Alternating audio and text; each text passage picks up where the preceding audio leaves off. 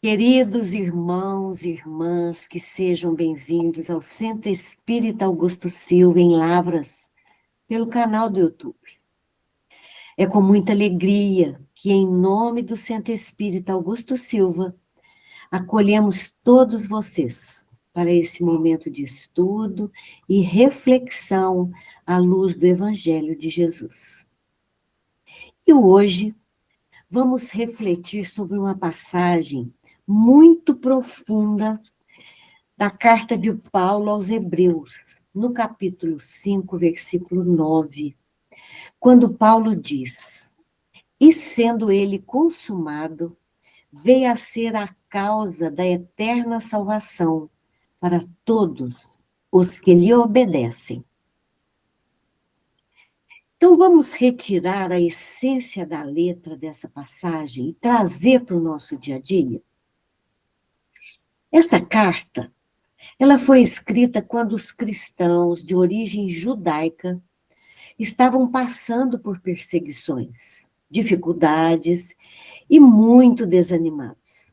Muitos deles estavam querendo abandonar a fé em Jesus e voltar às antigas práticas da lei de Moisés. Por isso essa carta foi escrita em um momento que fortaleceu aqueles corações, mostrando que o Cristo é o cumprimento de todas as promessas do Pai. Mas vamos pensar, o que significa verdadeiramente obedecer a Jesus?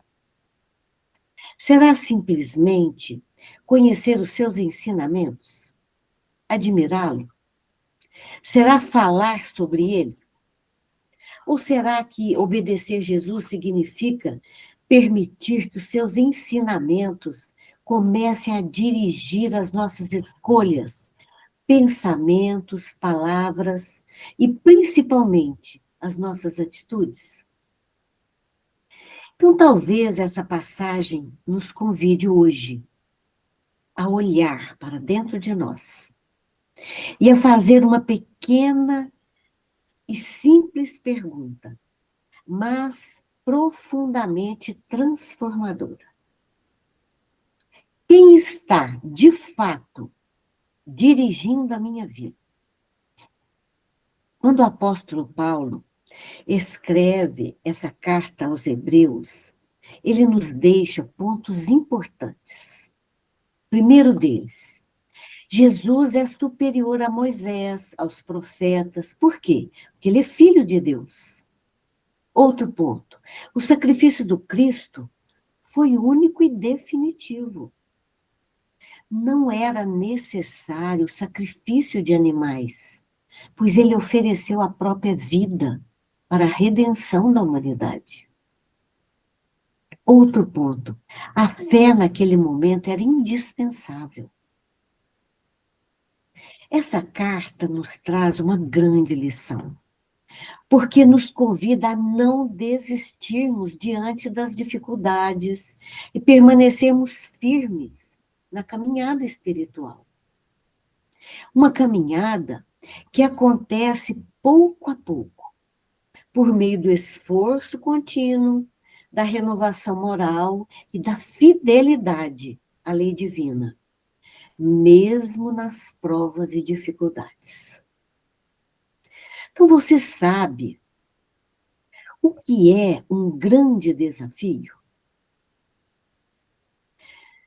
Somos nós trazermos esses ensinamentos para a nossa própria vida. Porque o verdadeiro desafio, ele começa quando deixamos de apenas ouvir esses ensinamentos e passamos a trazê-los para o nosso dia a dia. Cabe a nós aprender a viver na matéria. Então, não podemos ser negligentes com a existência da matéria. O nosso corpo, ele é de extrema importância. Se fosse para vivermos somente a vida espiritual, certamente que não era necessário reencarnar. Se estamos reencarnados, existem lições para cada um de nós aprendemos aqui na Terra. Ainda não sabemos viver no mundo material.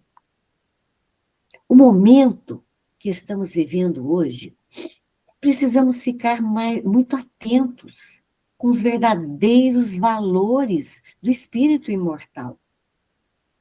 Para tomarmos tornarmos seres melhores e aperfeiçoarmos espiritualmente, nós precisamos de começarmos a observar as nossas posturas no dia a dia. Exemplos práticos que estamos vivendo. Primeiro, as nossas relações afetivas não são relações ideais. São relações com a proposta de aperfeiçoamento. Nosso trabalho profissional, saúde, tudo que estamos vivendo está em processo de construção. Então, vocês sabem o que precisa ser feito? Identificarmos com o trabalho no bem. Não reclamar quando as dificuldades surgirem, porque é justamente nas experiências da vida que os nossos valores estão sendo forjados. E há algo muito especial. Nós não estamos caminhando às cegas. Nossos olhos não estão vendados. Temos um modelo, um caminho e um guia seguro para seguir. Jesus. Então, diante de cada escolha, dificuldade, desafio, talvez devêssemos perguntar: o que Jesus faria se estivesse no meu lugar? Não estamos aqui por acaso e nem estamos soltos no mundo. Tem corações que nos amam profundamente, que choram e sorriem junto conosco.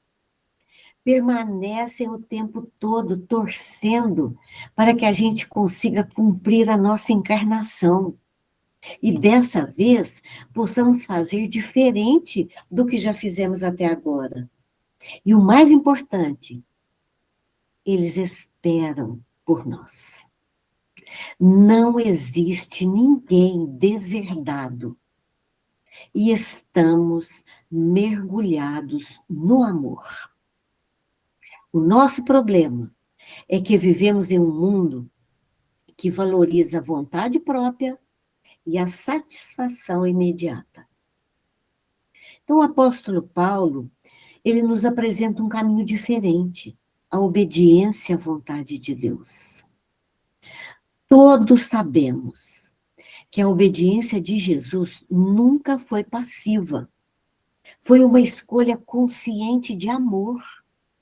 A missão de Jesus foi plenamente realizada, mostrando até o fim fidelidade ao Pai.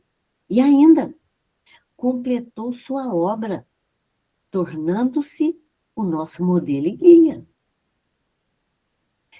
Então, quando estudamos essa passagem no livro aqui, o Pão Nosso, no capítulo 16, Emmanuel nos ensina que ninguém vive sem obedecer. A questão não é se obedecemos, mas a quem e o que estamos obedecendo.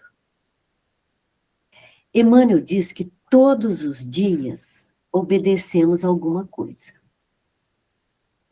Então ele diz que às vezes obedecemos ao orgulho, à vaidade, à mágoa, aos impulsos, às nossas próprias vontades.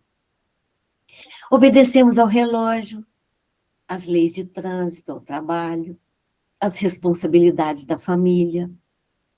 Mas a pergunta é: quem está dirigindo a minha vida? Quando o apóstolo Paulo diz que Cristo, depois de consumado, tornou-se a causa eterna, de eterna salvação para todos os que lhe obedecem, podemos ver que essa obediência não de ser entendida como uma submissão cega. É uma escolha consciente de deixar os ensinamentos de Jesus orientarem as nossas decisões. Então, quando eu sou contrariada, vamos refletir. Quando eu sou contrariada, quem me dirige?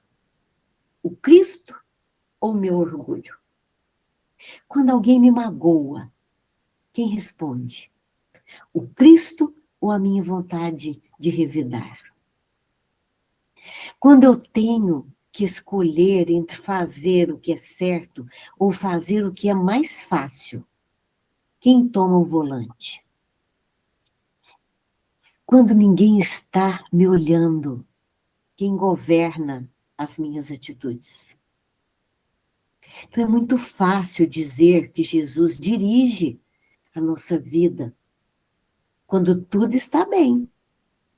O verdadeiro testemunho aparece quando somos contrariados, quando precisamos perdoar, renunciar, silenciar, compreender e fazer o bem mesmo sem reconhecimento. Talvez Jesus esteja em nossos corações, mas ainda não esteja no comando das nossas escolhas. Nós admiramos Jesus, estudamos Jesus, falamos sobre Jesus, pedimos ajuda a Jesus, mas obedecer a Jesus é transformar o ensinamento dele em atitude. Vamos refletir? Eu estou apenas conhecendo Jesus ou estou permitindo que Jesus conduza a minha maneira de viver? A nossa maior conquista espiritual não é dizer Jesus está comigo, mas poder dizer com sinceridade: Jesus está dirigindo as minhas escolhas. Porque quando Cristo começa a dirigir a nossa vida, o orgulho vai cedendo lugar à humildade, a mágoa ao perdão, a vaidade à simplicidade e o egoísmo ao amor. Então vamos pensar, o que é para nós obedecer? Obedecer não é ter medo do Pai, é viver o Evangelho, é perdoar como somos, quando somos ofendidos, é controlar a maledicência, é servir sem esperar recompensa, é amar até quem nos decepciona. Isso acontece. Como que tudo isso acontece em nossas vidas? Quando voltamos a prestar atenção em nossas reações.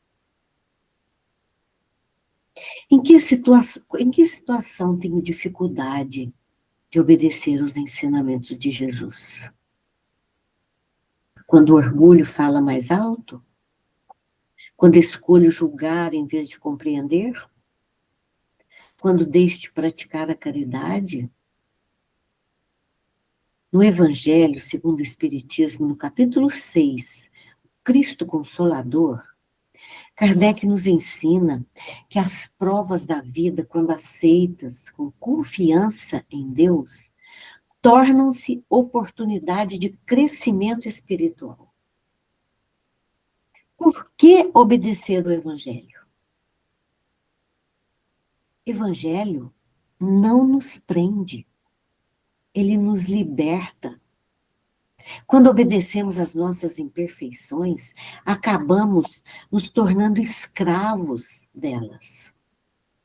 O orgulho nos impede de pedir perdão, a vaidade nos faz depender da aprovação dos outros, a maledicência nos leva a falar da vida alheia, o ressentimento nos prende ao passado. Essa é a escravidão de que Emmanuel nos ensina. Vocês querem ver exemplos práticos? Uma pessoa sabe que deveria perdoar. mas obedece ao orgulho e passa anos sem falar com o familiar. Outro ponto, alguém promete que não irá falar da vida de ninguém, mas ao ouvir uma conversa, obedece à curiosidade e espalha. Uma pessoa deseja fazer o bem, mas obedece ao comodismo e sempre deixa para depois. Que precisa ter paciência com os familiares, mas obedece à irritação e acaba ferindo quem ama. Então, obediência ao Cristo pode exigir renúncia. Nós precisamos engolir uma palavra dura, controlar um impulso, perdoar uma ofensa. Parece difícil naquele momento, mas essa obediência nos traz paz. Já a obediência às paixões parece mais difícil no início. Cobra um preço alto. Depois vem a culpa, sofrimento, conflitos, um vazio. Hoje, quem tem dado ordens dentro de mim? Os ensinamentos do Cristo ou o orgulho? O Cristo, com seus ensinamentos de amor, ou o meu orgulho, a minha vaidade, os meus impulsos? Parece uma pergunta simples, mas ela revela quem realmente governa as nossas vidas. Muitas vezes pensamos que somos livres, mas basta alguém nos contrariar para percebermos quem está no comando. Se alguém me ofende e eu imediatamente revido, talvez quem esteja no comando, dando as ordens, seja o orgulho. Se eu preciso ter sempre razão, não consigo reconhecer um erro, quem está no comando é a vaidade.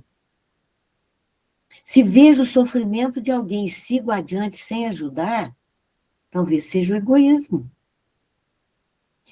Se faço o bem apenas para ser elogiado, quem está no comando? É o desejo de reconhecimento e não o amor. Quando Cristo dá as ordens dentro de nós, nossas reações começam a mudar. Continuamos sentindo tristeza, indignação ou decepção, porque somos humanos. Mas antes de agir, perguntamos: o que Jesus faria nessa situação? Essa pequena pausa já transforma a nossa resposta. Um exemplo bom, imagina o nosso coração.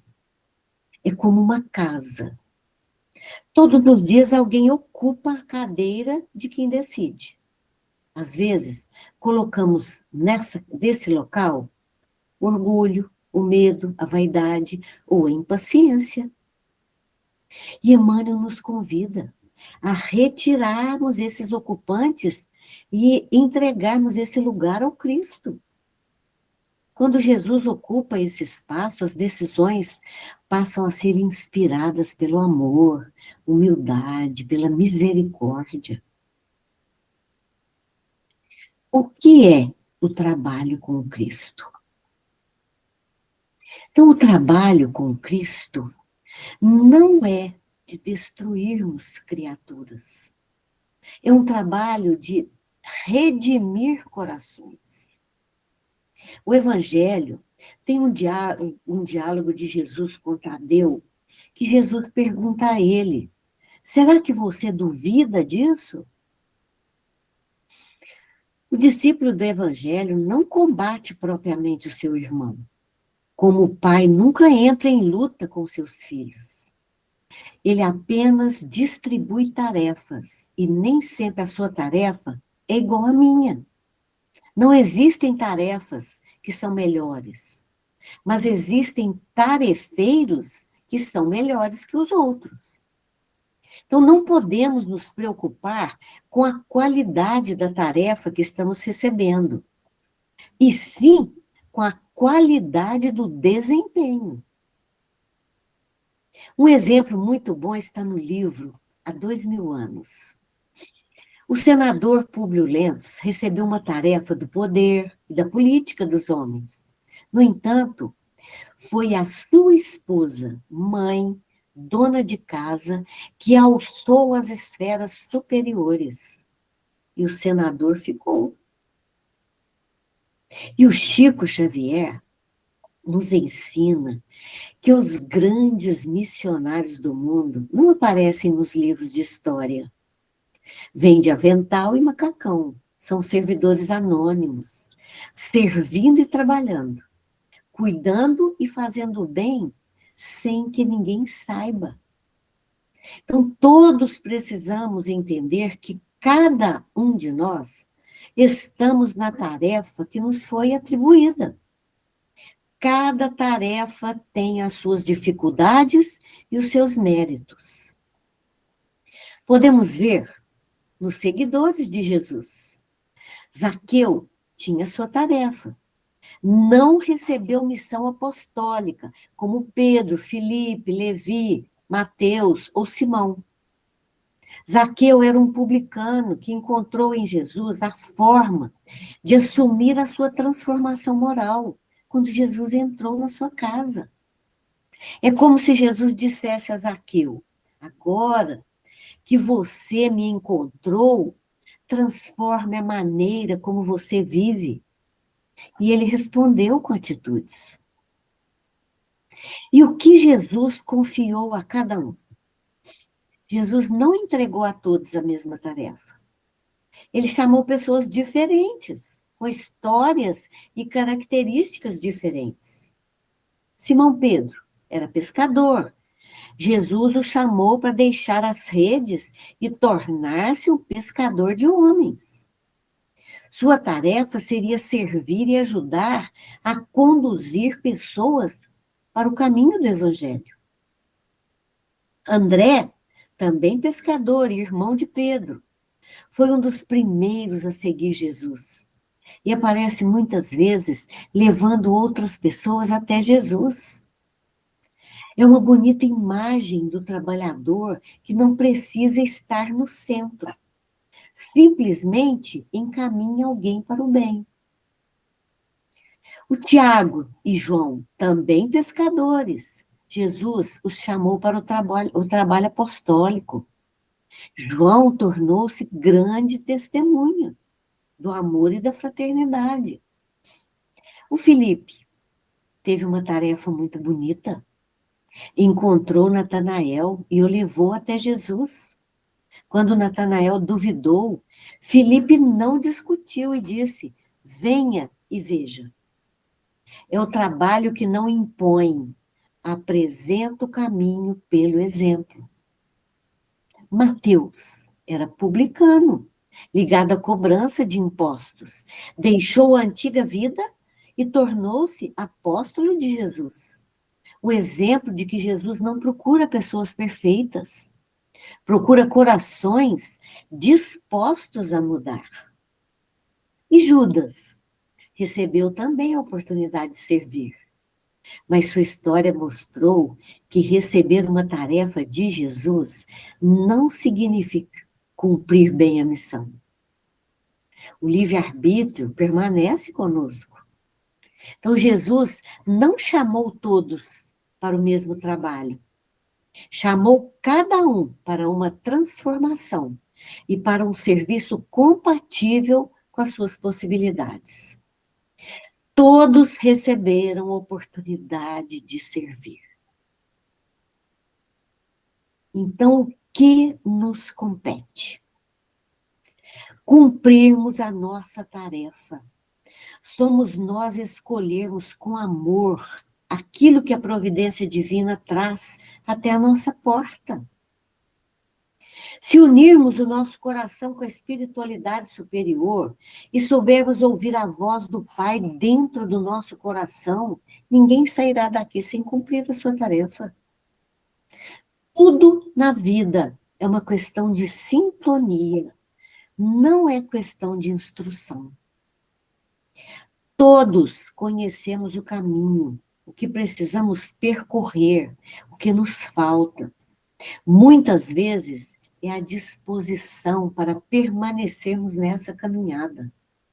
Porque somente termina quem persevera. A alegria de concluir uma tarefa só pode ser sentida pelas almas que souberam manter as mãos na enxada até o último momento. Então vamos refletir? Se Jesus estivesse escolhendo hoje os seus trabalhadores, qual tarefa ele encontraria pronta para mim? Estaríamos dispostos a realizá-la sem que ninguém soubesse? Podemos responder a pergunta que diz que eu iniciei a nossa tarefa? Quem está dirigindo a minha vida? Quando é o Cristo que dirige, a pessoa deixa de perguntar qual é o meu lugar de destaque e começa a perguntar onde eu posso ser útil. Por isso, nós vamos concluir o nosso estudo de hoje. Ao fim de cada dia, vale a pena cada um perguntar: as decisões que tomei hoje nasceram do Evangelho ou dos meus impulsos? Minhas palavras levaram amor ou feriram? Minhas atitudes aproximaram ou afastaram as pessoas? Esse exame sincero é um passo importante para permitir que, pouco a pouco, o Cristo conduz a nossa consciência. Por isso, nós vamos fechar com essa frase, que eu acho linda do Evangelho. Se alguém quer vir após mim, negue-se a si mesmo, tome a sua cruz e siga-me. Negar-se a si mesmo significa justamente não deixar que o orgulho, a vaidade e os impulsos sejam os senhores da nossa vida. Mas aprender dia após dia a deixar que o amor ensinado por Jesus conduza as nossas escolhas. Que Jesus nos abençoe e continue sendo uma luz a iluminar os nossos caminhos. Muita paz a todos.